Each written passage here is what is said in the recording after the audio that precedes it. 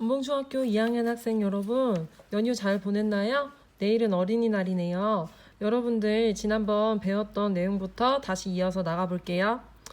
지난번 했던 내용부터 이제 점점 어려워지기 시작하는데 이 삼국의 성립 그래프 다시 한번 볼게요. 지금 고구려, 백제, 신라 각각 법례를 선생님이 표시를 해놨죠? 그럼 이제 이거에 끝난 게 아니라 그 다음으로 이어가 볼게요. 종이와 사인펜, 볼펜, 필기구 같은 거 준비해 주시면 좋을 것 같아요. 자, 그래프가 이렇게 이어지네요. 한번 같이 가볼까요? 전체적인 흐름을 한번 볼게요. 네, 잘 보이시나요? 그래서 이제 이 나라들이 각각 정점을 언제 찍는지를 한번 보셨으면 좋겠어요. 지난번 시간에 백제의 정점, 빨간색 범위에는 백제죠? 백제의 정점은 언제였나요? 바로 근초고왕 때였어요. 그러면 고구려의 정점은 언젠가요? 네, 고구려는요, 지금 이 광개토대왕과 장수왕 이 시기에 정점을 찍고 있어요. 그러면 신라는 언제일까요? 신라는 훨씬 뒤에요. 신라는 이렇게 그래프가 밑에 있다가 급속도로 발전해서 여기 진흥왕 때부터 정점을 찍기 시작해요. 그리고 여러분들도 결말은 잘 알고 있죠? 결국 고구려, 백제, 신라 중에 삼국의 주도권을 쥐고 삼국을 통일한 나라는 바로 신라였어요. 그러니까 앞으로 고구려, 백제 국력 그래프는 점점 내려갈 거고 신라는 조금 더 위로 올라가겠죠. 그러면 여기에서 이제 특징이 있는데 그걸 한번 살펴보도록 할게요. 첫 번째, 백제의 전성기는 몇 세기였을까요? 백제의 전성기는 바로 4세기, 300년대예요. 그러니까 이게 오르막이 있으면 내리막이 있듯이 백제는 가장 먼저 오르막을 탄 대신에 가장 먼저 내려오게 돼요. 그러면 백제가 왜 전성기에서 내려오게 됐느냐? 바로 이때 계로왕 때를 잘 보세요. 이때가 고구려 장수왕에게 땅을 빼앗겼어요. 그래서 수도인 서울을 버리고 밑에 충남 공주까지, 지금의 공주 웅진까지 수도를 옮기는 천도를 단행했어요. 그러면 이제 그 이후에 백제가 회복이 안 돼요. 어떻게든 이제 해보려고 이렇게 노력을 하지만 결국 한강 유역을 차지하려고 백제의 성왕과 신라 진흥왕이 연합해서 고구려를 공격했는데 결국 진흥왕의 배신으로 백제는 한강 유역을 모두 빼앗기고 신라에게 주도권을 넘겨주게 됩니다. 그러면 반면에 고구려가 이렇게 전성기를 차지할 때 고구려는 무엇을 차지했느냐? 한강 유역을 차지했어요. 그러면 신라 진흥왕이 백제의 성왕을 왜 배신했느냐? 바로 한강 유역을 차지하기 위해서예요. 지금 선생님이 크게 3번 모두 강조해서 이야기한 곳이 어디죠? 맞아요. 바로 한강 유역이에요. 한강 유역을 차지하는 나라는 그래프의 정점을 찍는 전성기가 오고요. 그렇지 못한 나라는 한강을 빼앗기며 국력 그래프가 이렇게 아래로 내려가는 일을 경험하게 됩니다. 여러분들이 이 한강 유역의 중요성을 알았으면 좋겠어요. 그래서 교과서에는 62쪽에 탐구 부분이 나오는데 선생님 한번 학습지를 볼게요.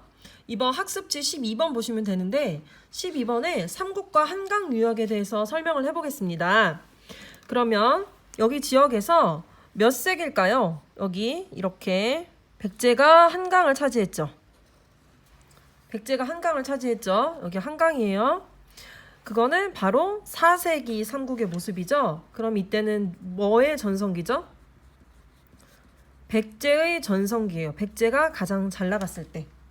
그 다음 고구려 장수왕이 남진 정책을 통해서 이제 밑으로 내려오게 되죠. 그때는 고구려의 전성기라고 볼 수 있습니다. 그 다음 신라의 전성기는 언제냐?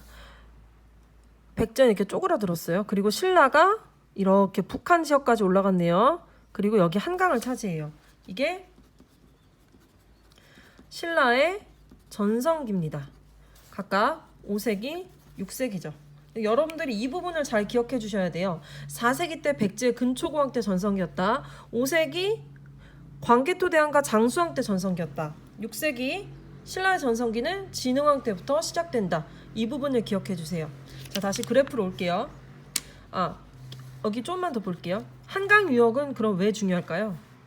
한강 유역은요, 여러분, 일단 우리나라에서 가장 큰 강이에요. 잘 보이는지 모르겠지만 이게 북한강이고요. 이게 남한강이에요. 충주를 지나오는 거예요. 충주댐. 그래서 이게 이렇게 양수리에서 만나서 김포 쪽으로 흘러서 서해바다로 가요. 이게 한강이에요.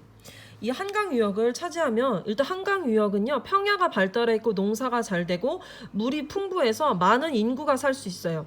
뿐만 아니라 방어와 교통에 유리하고요. 세금을 운반하기도 좋고요. 또 결정적으로 한강 유역으로 중국의 산동반도에 가닿을 수 있어요. 그러니까 육로로 가려면 이렇게 험한 벌판을 지나서 중국에 가야 되는데 수로로 가면 한강 유역 따라서 이렇게 가다가 산동반도로 도착하면 되니까 중국의 선진 문물을 받아들이기가 더 쉬운 거예요. 그러니까 와이파이 환경이 좋은 거예요. 공유기로 따지면은 공유기 중에 성능이 좋은 공유기예요. 한강 유역이라는 게. 그러면 이제까지 신라가 발전이 이렇게 느렸던 이유도 이해가 가죠. 잘 생각해 보세요. 처음에 한강을 가졌던 나라는 백제였어요. 비료와 온조가 한강에 자리 잡았던 거 생각나시죠? 그래서 백제는요 가장 먼저 지금 이제 이 그래프 지난 시간 그래프 보시면 백제는 지금 여기 고구려 얘기 없잖아요. 이건 고구려 얘기네요. 백제는 고이왕 때 제일 먼저 이제 통치 조직을 정비하고 묵지국을 병합했어요. 그럼 통치 조직이 어디서 오느냐? 다 중국에서 수입하는 거예요. 그래서 이렇게 빨리 정점을 찍습니다. 이 한강 유역을 통해서 중국과 활발하게 교류를 했어요. 고구려도 보세요. 고구려는요, 이 광개토대왕 때, 장수왕 때 전성기가 꽤 오래 가거든요. 장수왕이 왜 장수왕이냐면 왕의 재위한 기간만 거의 70년이 넘는데요. 그러니까 왕에 있는 기간만 그렇게 길다는 거예요. 광개토대왕이 빨리 죽었거든요. 35세에 죽었대요. 그러니까 장수왕이 이렇게 긴 시간 동안에 장수하면서 아버지 광개토대왕이 이루는 업적에 토스 받아서 남쪽으로 본격적으로 영역을 확대하고 한강 유역을 차지해요. 그때 털린 왕이 백제의 계로왕이에요. 뭐 바둑 두는 얘기 이런 얘기 여러분도 알고 있을 거예요. 그런데 이 고구려는요 워낙 처음에 다져놓은 게 크기 때문에 한번 한강을 빼앗겨도 국력 자체가 엄청나게 뚝 떨어지진 않아요. 여기는 왜냐면 만주벌판이나 다른 지역에 땅도 있거든요. 그래서 이 신라 같은 경우는 죽기 살기로 이제 한강 유역을 차지하려고 했던 거예요. 그래서 신라 진흥왕이 백제의 성왕과 함께 연합을 했어요. 어떻게 연합을 했느냐? 원래 백제의 것이었던 한강 이북 지역은 이제 너네가 가져라, 백제가 가져라. 그럼 우리는 한강 남쪽을 갖겠다. 이런 식으로 서로 얘기를 했는데 다 연합해서 고구려를 물리쳐 놓고 갑자기 뒤통수를 쳐서 백제의 군사들을 없애버려요. 그거에 분노한 성왕이 직접 본인이 말을 끌고 전장의 전투에 참여합니다. 인질로 잡힐 뻔한 아들을 구하기 위해서도 있었지만 그런데 이 관산성, 지금의 충북 옥천에서 장렬히 전사를 해요. 그러니까 백제의 구군은 이제 더 이상 다하지 못하고 떨어지게 되고 신라 진흥왕은 한강 이남과 이북을 모두 차지한 데다가 4+1이라는 진흥왕 비까지 세우니까 그야말로 쭉쭉 국력이 뻗어나가게 되는 거죠. 이제 선생님이 여기에 왕들의 업적 같은 거 써놨는데 한번 여러분들이 똑같이 따라해 보면서 이 그래프를 그리는 것도 괜찮을 것 같아요. 이상입니다.